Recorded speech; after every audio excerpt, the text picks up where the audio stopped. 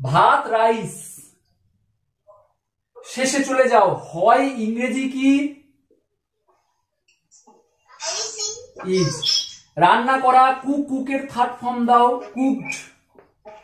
Rice is cooked. এবারে চলো, এবারে বাংলাটা অন্যরকম একটু দিই আমি। ভাত রান্না করা হয়েছিল, তাহলে ভাতের ইংরেজি রাইস দিলাম, এখানে হয় ইজ, আর আমি যদি শেষে চলে যাই হয়েছিল বলি তাহলে ইজ দেবো এখানে? হ্যাঁ, ওয়াজ। তাহলে নিজেরাই পারছো, দেখো। এবার রান্না করার ইংরেজি থার্ড ফর্ম কুকড। তাহলে আমাকে বলো তো এটা কোন টেন্সে আছে আর এটা কোন টেন্সে আছে?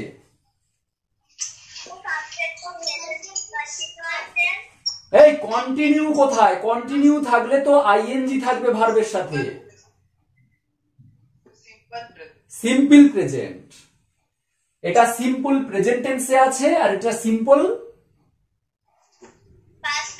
পাস্ট টেন্সে আছে। দেখো, ভাত রান্না করা হয়, রাইস ইজ কুকড। ভাত রান্না করা হয়েছিল, রাইস ওয়াজ কুকড।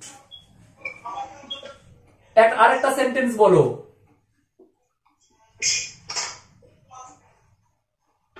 তোমাকে অনুরোধ করা হয়, এটা কি হবে? তোমাকে অনুরোধ করা হয়, তোমাকে ইংরেজি বলো ইউ, হয় ইংরেজি বলো লাস্টে। আমি attentively listen to me, again listen to me. আমি তোমাদের বারবার বলি, প্রত্যেকবার বলি যে শুরুতে সাবজেক্ট থাকে, সাবজেক্ট আমরা বসিয়ে নিলাম, নিয়ে বাংলা সেন্টেন্সের শেষে চলে যাব।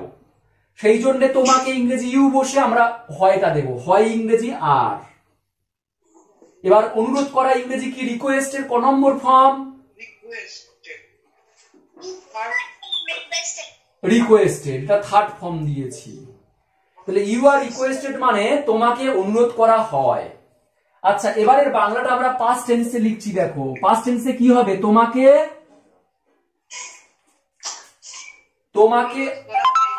তোমাকে অনুরোধ করা হয়েছিল, তোমাকে অনুরোধ করা হয়েছিল।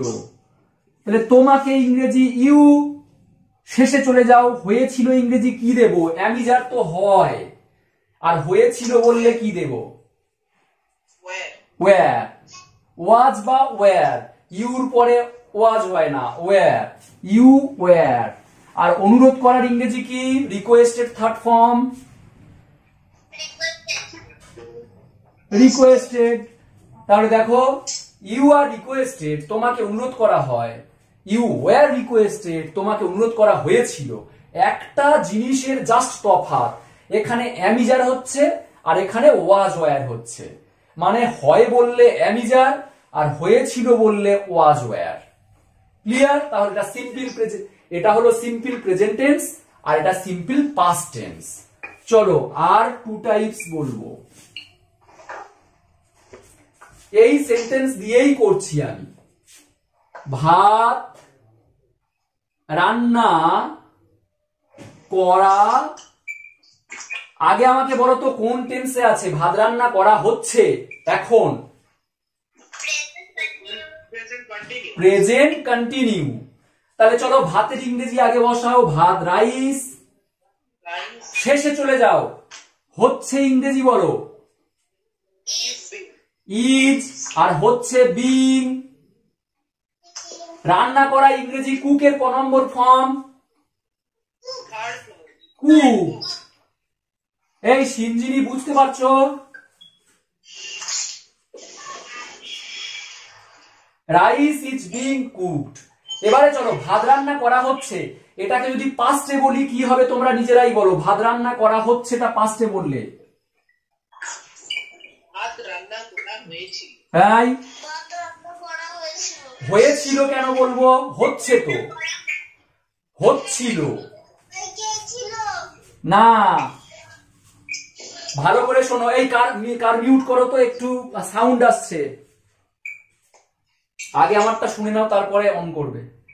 ভাত রান্না করা হচ্ছে, ভাত রান্না করা হচ্ছে মানে প্রেজেন্ট কন্টিনিউ, এখন হচ্ছে, তাহলে কন্টিনিউ তো হচ্ছে, প্রেজেন্ট কন্টিনিউ। তাহলে পাস্ট কন্টিনিউ বললে তাহলে আমি কি বলবো? ভাত রান্না করা হয়েছিল বলবো, কন্টিনিউ বোঝাতে হবে। ভাত রান্না বলো হচ্ছিল, ভাত রান্না করা হচ্ছিল। এবারে বুঝতে পেরেছো সেন্টেন্সটা? এটা প্রেজেন্ট কন্টিনিউ আর এটা পাস্ট কন্টিনিউ। তুমি যদি বলো ভাত রান্না করা হয়েছিল, হয়েছিল বললে কিন্তু কন্টিনিউয়াস বোঝাবে না, শুধু পাস্ট। কন্টিনিউ বোঝাতে গেলে তোমাকে হচ্ছিল বলতে হবে। বোঝা গেল? হচ্ছে মানে বর্তমানে চলছে, আর হচ্ছিল মানে অতীতে চলছিল। তাহলে এটা প্রেজেন্ট কন্টিনিউ, এটা পাস্ট কন্টিনিউ। চলো ভাতের ইংরেজি রাইস, হচ্ছিল। আচ্ছা হচ্ছে বললে is being, are being, am being, আর হচ্ছিল বলতে তাহলে কি দেব? ইজ বিং দেব, ওয়াজ বিং, ওয়াজ বিং। এবার রান্না করার ইংরেজি যেমন আছে cooked, full stop. One more sentence, দেখো আর একটা সেন্টেন্স। তোমাকে, তোমাকে ডাকা হয়, সরি তোমাকে ডাকা হচ্ছে, তোমাকে ডাকা হচ্ছে। এর ইংরেজি, তোমাকে ইংরেজি বলো প্রথমে, শুরুতে লিখি ইউ।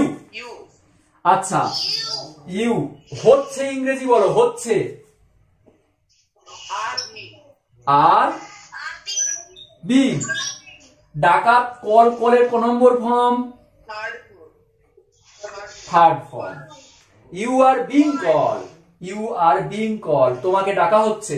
আচ্ছা এটাকে বাংলাতে বলো, তোমাকে ডাকা হচ্ছেটাকে পাস্ট কন্টিনিউ বললে কি হবে?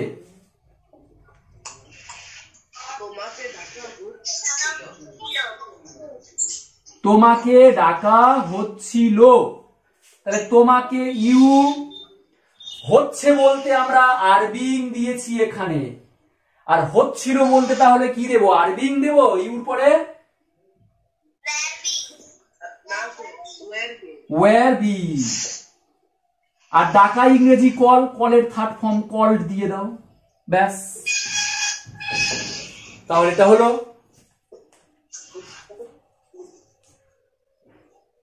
দেখো তাহলে আমাকে তোমরা বলো, করা হয় বললে অ্যামিজার হবে, ভার্বের থার্ড ফর্ম হবে। এটা কোন টেন্স? করা হয়, রোজ করা হয়। কোন টেন্স? Simple present tense. আর হয়েছিল, হয়ে হচ্ছিল কিন্তু নয়, হয়েছিল বললে কোন tense? Simple past tense. Simple past টেন্সে দেখো, সিম্পল প্রেজেন্ট টেন্সে ওয়াজ অ্যামিজার হচ্ছে সিম্পল প্রেজেন্ট টেন্সে, আর সিম্পল পাস্ট টেন্সে ওয়াজ ওয়্যার হবে, থার্ড ফর্ম হবে ভার্বের তারপরে। এবার এটা বলো, ভাত রান্না করা হচ্ছে, হচ্ছে বললে কোন টেন্স? Present continuous. তাহলে হচ্ছে বলতে আমরা ইজ বিং, আর বিং, আবার যদি আই থাকে এম বিং দেব। আর হচ্ছে না বলে যদি বলি হচ্ছিল, তখন কোন টেন্স? Past continuous tense. আর পাস্ট কন্টিনিউ, পাস্ট বোঝাতে ওয়াজ ওয়্যার দেব, আর হচ্ছে বলতে হচ্ছিল মানে ওয়াজ ওয়্যার বিং দেব। হচ্ছিল বলতে ওয়াজ ওয়্যার বিং, কি হচ্ছিল করা, সেই ভার্বের থার্ড ফর্ম। তাহলে তোমরা আমাকে একটা অ্যান্সার বলো তো, এই যে সমস্ত সেন্টেন্স গুলো লিখেছি, ভাত রান্না করা হয়, তোমাকে অনুরোধ করা হয়, ভাত রান্না করা হয়েছিল, তোমাকে অনুরোধ করা হয়েছিল, ভাত রান্না করা হচ্ছে, ভাত রান্না করা হচ্ছিল, সমস্ত সেন্টেন্সের যারা যারা কাজটা করছে কোনো ব্যক্তির নাম কি আছে এখানে? নেই। তোমাকে অনুরোধ করা হয়, কে অনুরোধ করেছে? কে অনুরোধ করেছে? আছে? ভাত রান্না করা হচ্ছিল, কে রান্না করছিল? আছে? নেই। তাহলে এই সমস্ত সেন্টেন্স গুলোকে আমরা কি নামে ডাকবো, অ্যাক্টিভ না প্যাসিভ? প্যাসিভ। হ্যাঁ, প্যাসিভ কার বলে? যখন কর্তা নিজে শুরুতে থেকে দাঁড়িয়ে থেকে কাজ করছে না, মানে কর্তার নাম শুরুতে উল্লেখ নেই, যে কাজটা করছে তার নামের উল্লেখ নেই, তখন আমরা বলবো প্যাসিভ। আর কর্তা নিজে দাঁড়িয়ে থেকে শুরুতে থেকে কাজ করলে তাকে কি বলবো, অ্যাক্টিভ না প্যাসিভ? অ্যাক্টিভ। অ্যাক্টিভ, একদম ওকে।